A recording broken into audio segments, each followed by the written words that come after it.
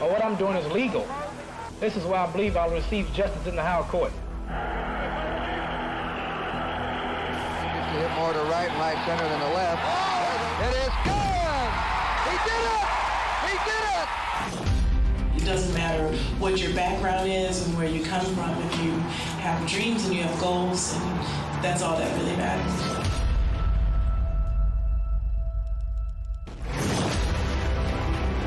But there's only one Usain Bolt. I owe, a lot to Charlie. The freedom of expression that the entire world could see.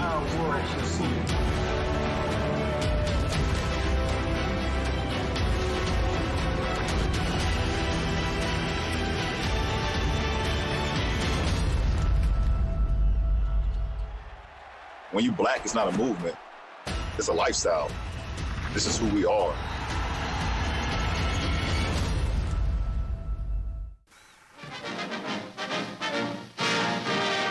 It went into extra innings the night the Braves won the pennant. 2 out in the 11th. Logan on base. Hank Aaron steps in against the third Cardinal pitcher of the game, Billy Muffett. Here it comes. And there it goes. Hammerin' Hank hits a home run, and this one is special. The Braves did it, clinched the pennant. They came close before, but this is it. The end of years of frustration. There's a mob scene on the field, and why not? Victory didn't come easy, and it came late, so it's extra welcome. Next stop, the World Series.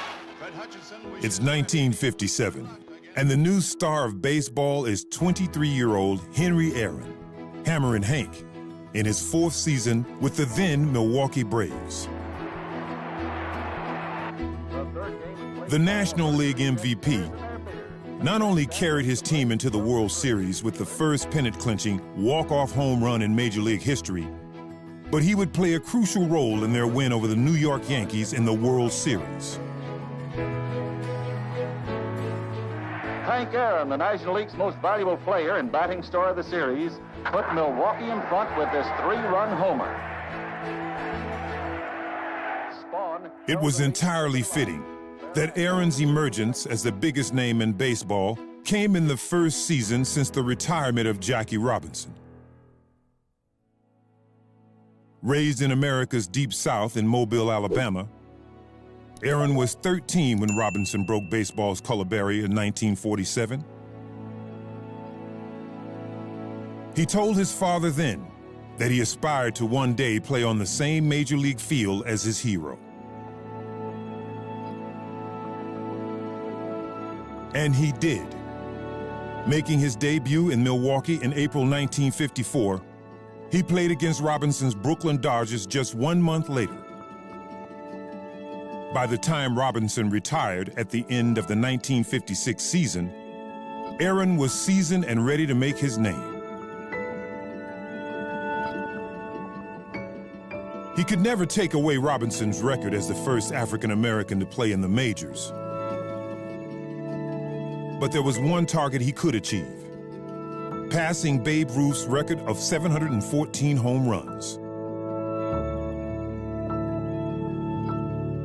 Ruth was not just the greatest hitter the game had seen. He was the most famous, the most popular sports star in the USA.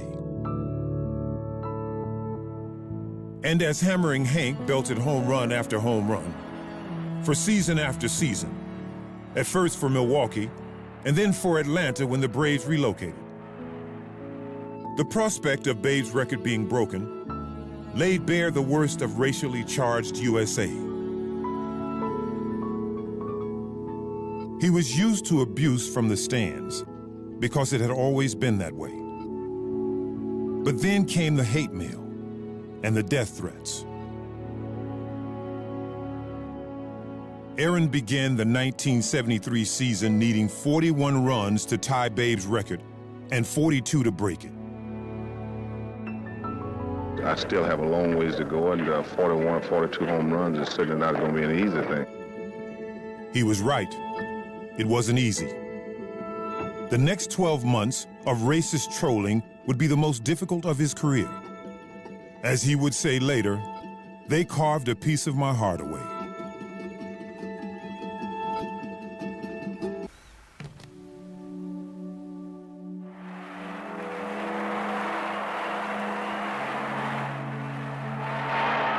needing 41 home runs in the 1973 season to tie Babe Ruth's record. Hank Aaron hammered home 40 to finish the year just 1 run shy.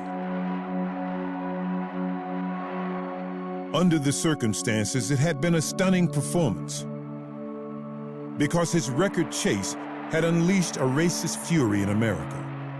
On a daily basis, he received hate mail and death threats. His children were withdrawn from school for fear of kidnap. At least one newspaper prepared an obituary in case he was murdered. He traveled to interstate games under an alias. He needed a police escort everywhere. And the Braves hired him a bodyguard.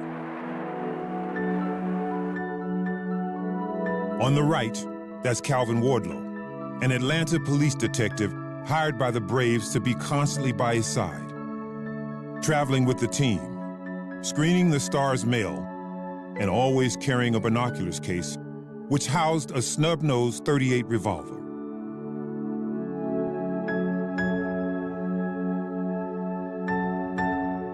That's not to say Aaron was without support. Babe Ruth's widow declared her husband would be appalled by the abuse and would be happy to see his record broken.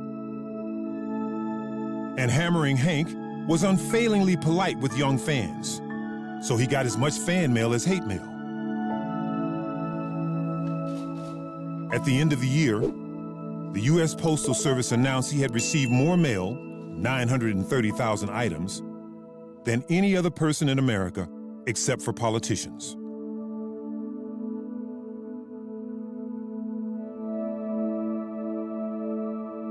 Aaron started the 1974 season by equaling Ruth's record with his first at-bat in Cincinnati, but failed to score for the rest of that trip. So it was back in Atlanta on April 8th, 1974, when Aaron came to the plate, down 3-1 against the Los Angeles Dodgers. Up against journeyman pitcher Al Downing, wearing the same number 44 as Aaron.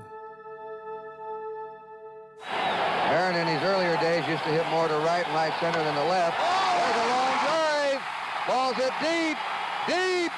It is gone. He did it. He did it. Henry Aaron is the all-time home run leader now. Listen to this. He did it.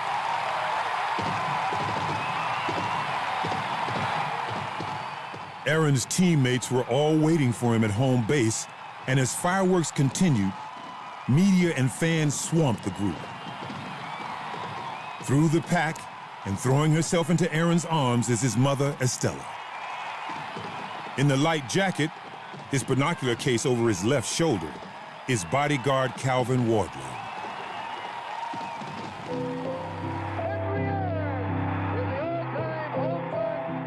Two 17-year-olds, Britt Gaston and Cliff Courtney, were lucky Wardlow kept his case closed and didn't draw his .38 when they ignored warnings that trespassers would be dealt with harshly.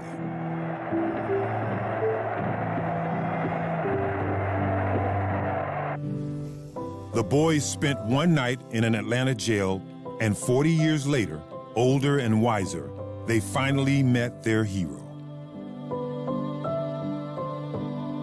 With the record broken, all of America breathed a collective sigh of relief. And if the build-up for Aaron and his family had been traumatic, it must be said he lived a wonderful life afterwards as a revered sporting celebrity. With his contract expiring at the end of the 1974 season, Aaron had decided there were greater post-career options back in Milwaukee with the Brewers. His last at-bat with the Braves was, of course, a home run, number 733. He would have 2 more seasons with the Brewers, extending his major league home run record to 755 before retiring to universal acclaim.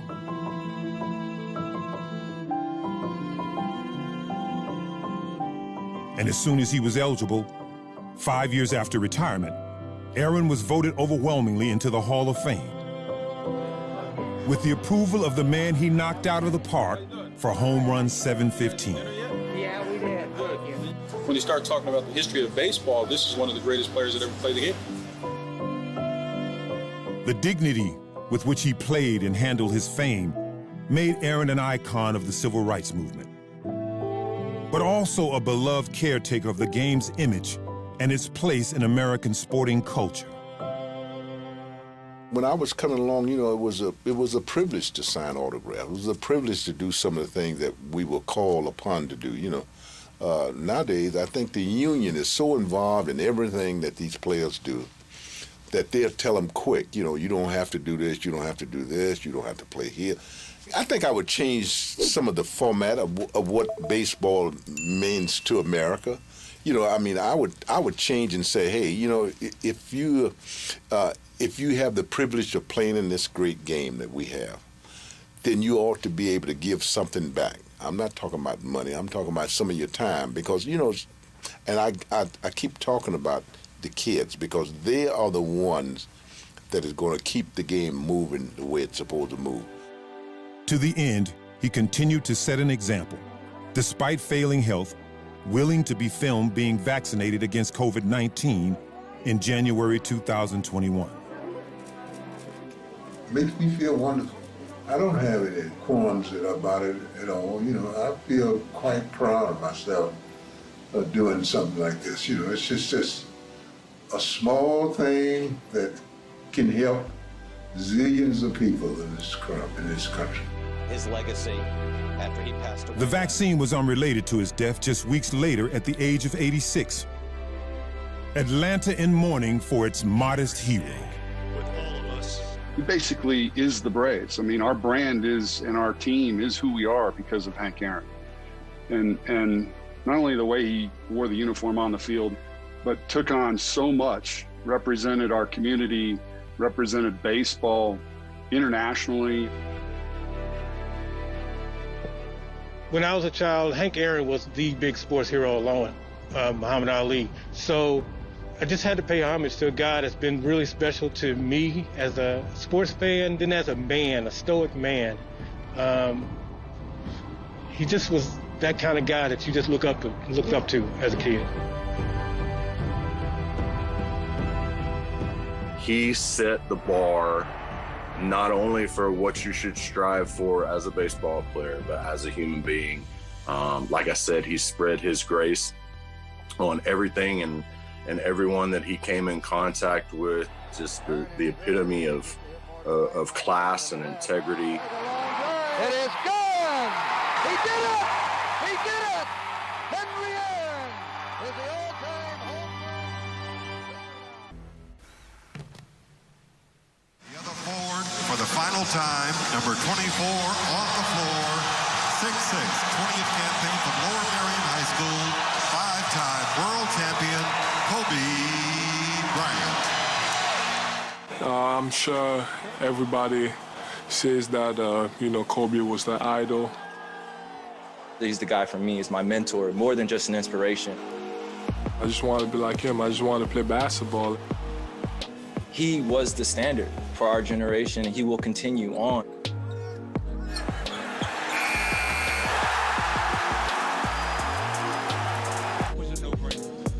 Few athletes leave behind a legacy as profound as Kobe Bryant. He was the baller who defined an era. He's meant so much to the game.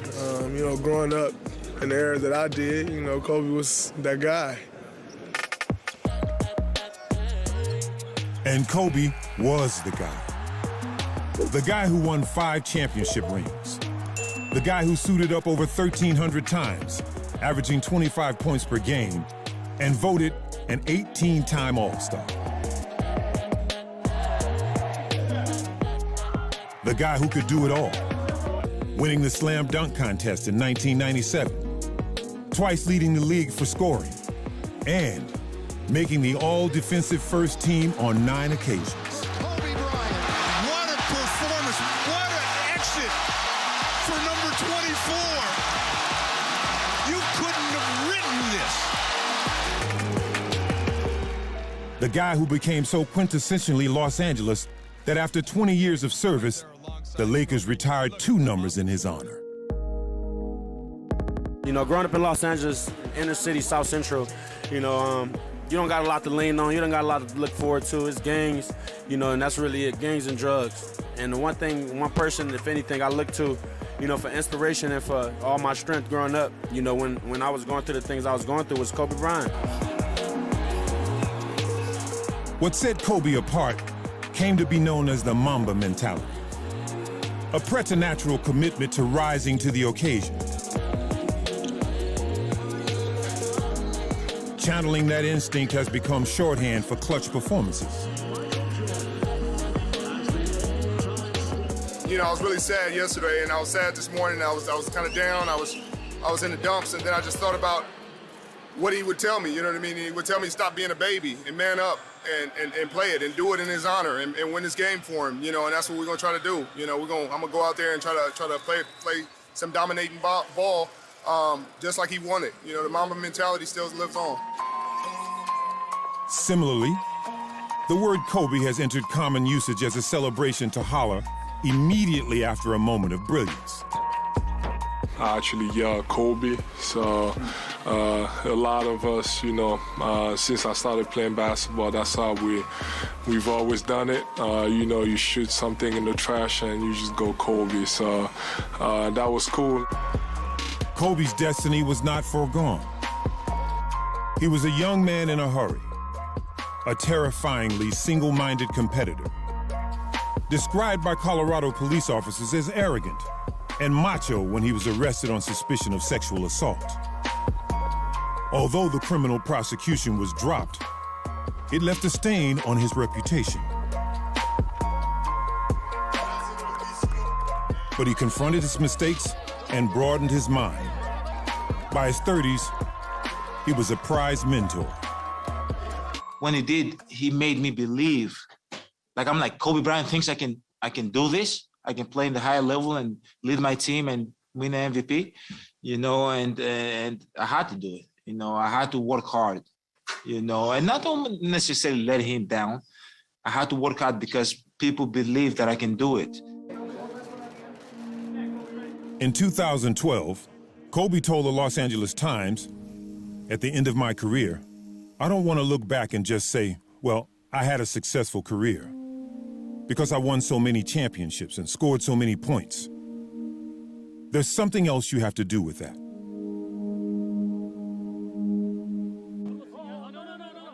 This insight roots Kobe's place in the lineage of modern NBA icons.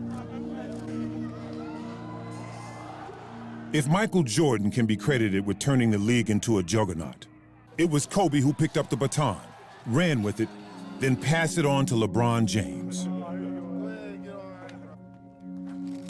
And that transition was about more than simply what happened on the court.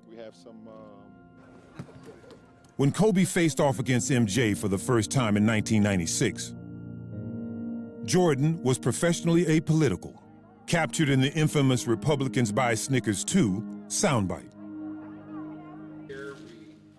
16 years later, Kobe celebrated his second Olympic gold medal alongside LeBron, the modern game's transcendent figure, and no stranger to activism and calling out injustice.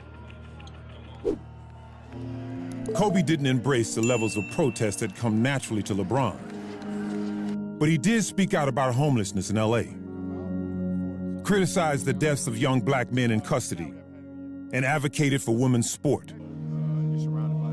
He was his era.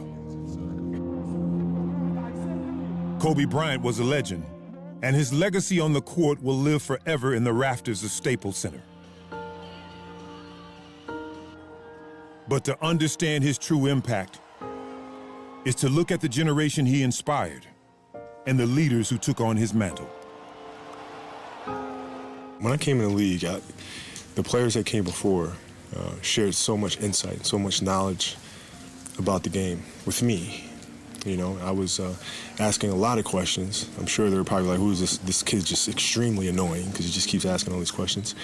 But I think it's important that I return that knowledge. I pass that knowledge forward. And, You know, to the players who are very inquisitive, you know, Kawhi is extremely inquisitive. He'd ask me questions, and as LeBron, KD, Kyrie, all these guys. So I think it's important to share whatever knowledge that I've gained throughout the years, so that hopefully they can pass it on to the generation after. Kobe changed the game. It's a lot of things that die in this world, but legends never die, and he's exactly that.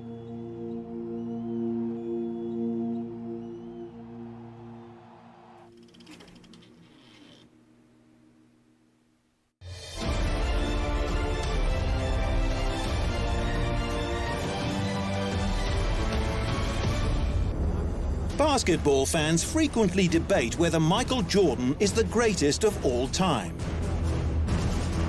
A six-time NBA champion who was the MVP in every season he won, 10-time NBA leading scorer, dual Olympic gold medalist, 10-time ESPY award winner, and more. His list of achievements is unparalleled. The other name that comes up in the argument is the almighty LeBron James. So who does LeBron think is better? You growing up and you seeing Michael Jordan, it's almost like a god. So I didn't never believe I could be Mike. Yes, even his competitors think Jordan is the greatest.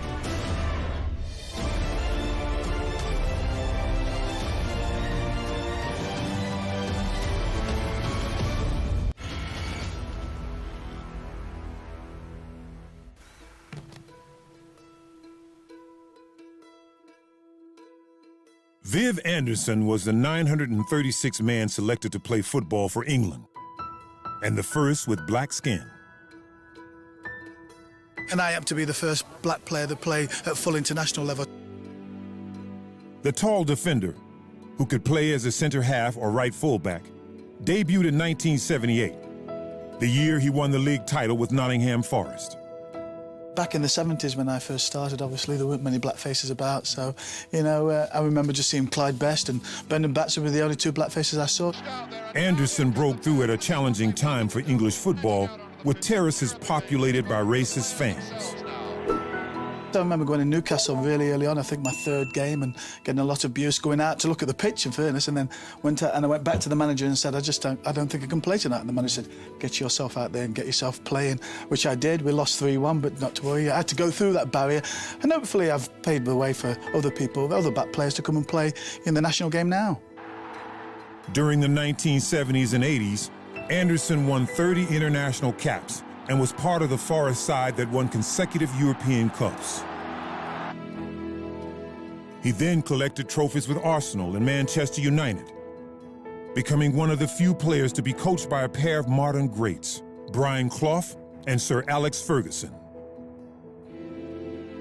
Following in his footsteps for England came the West Bromwich Albion pair of Laurie Cunningham and Cyril Regis. And in 1993, 15 years after Anderson's debut, Paul Ince became the first black footballer to receive the honor of captaining England. When Ince was inducted into the National Football Hall of Fame, Anderson was on hand to present him with the accolade. Today, the England side is reliant on footballers of color, from senior internationals like Kyle Walker and Raheem Sterling, to rising stars like Jude Bellingham and Jadon Sancho. Marcus Rashford's leadership on issues of social justice have transcended sport.